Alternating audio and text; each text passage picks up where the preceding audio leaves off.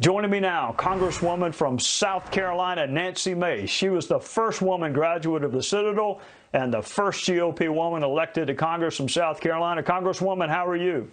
I'm great, Trey, and so good to see you on Fox News. I'm really glad. I am a huge fangirl, so I'm just awesome to see you tonight. Well, thank you, and we are thrilled to have you. Now, you went to the Citadel. I could not make it 4 days at the Citadel. You graduated. You may be the first woman to graduate the Citadel. I think you are, right? Yes, I sure am. Well, let me ask you this. All right, so you're the first woman to graduate the Citadel, which for those who are not from South Carolina is a military school, and it's tough to get through. It's tough. It's tough. And then you're the first woman elected. Yes, no, absolutely. First Republican woman elected from South Carolina to Congress. But you served in Congress a number of years. Serving in Congress every week, at least where I am, is like Hell Week at the Citadel. It's tough as nails up here, too. Well, we're going to talk about Congress in a second, but I want to focus on something happy. Tell me the people that inspired you. I mean, you have 2 firsts on your resume. Who gave you the confidence to help you believe that you could be the first 2 different times? My parents, my mom and my dad. My mom is a retired school teacher. My dad is a retired Army general. He served 28 years in the United States military. And my dad was a Citadel grad. I dropped out of high school at the age of 17, and I was a waitress at the Waffle House on the side of the interstate when I dropped out of school.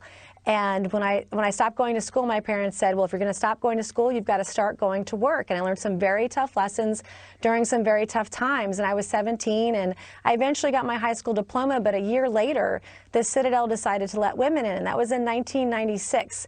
And I knew that if I could meet that challenge, if I could face that obstacle, face adversity and a challenge unlike anything I'd faced in my life, that I could be successful there, that I could be successful anywhere. And I learned that if you had a dream and you set some goals and you worked hard, you could achieve it. And I had something to prove to myself and something to prove to my family that I could work hard and be successful. And I was able to do that at the Citadel. The place literally saved my life.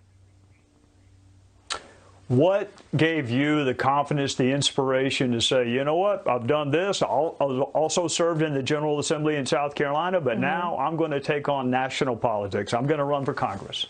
Well, this time it was my children, and I am a single working mom, and my children know how much I love them, I love my kids, and I love my country. And when you love something, you love doing something, it really doesn't feel like work. And so the work I do every single day, 7 days a week, 24 hours a day, is for my kids. And they appreciate and they value that, and it's important. But the other thing that's important is this year in the 2020 cycle is that Republican women proved we more than doubled the number of Republican women in the House. And it's not just Democrat women that have a monopoly on breaking glass ceilings. Republican women like myself, we've been doing it all of our lives, and I want to thank you for having me on tonight and telling this story. It's important that both sides, we can realize that women on both sides of the aisle are breaking glass ceilings everywhere.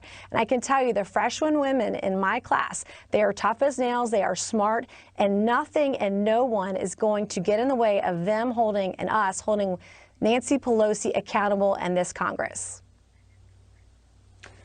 Congresswoman, you're on oversight, I believe, Veterans Affairs. What are some of the legislative initiatives? I know you're in the minority. I know how tough it is, but you still try. What are some of the things you're trying to get done for South Carolina while you're in Congress? Well, it's important. I'm trying to work as hard as I can. My message to Republicans and Democrats across the aisle is that I am willing to work with anyone who's willing to work with us. And I didn't know as a freshman you could have more than 1 or 2 committees. I sit on infrastructure, the VA, and also oversight. And infrastructure issues in South Carolina's 1st Congressional District are very, very important, but not only to my district, but to my state and to my region, as you know.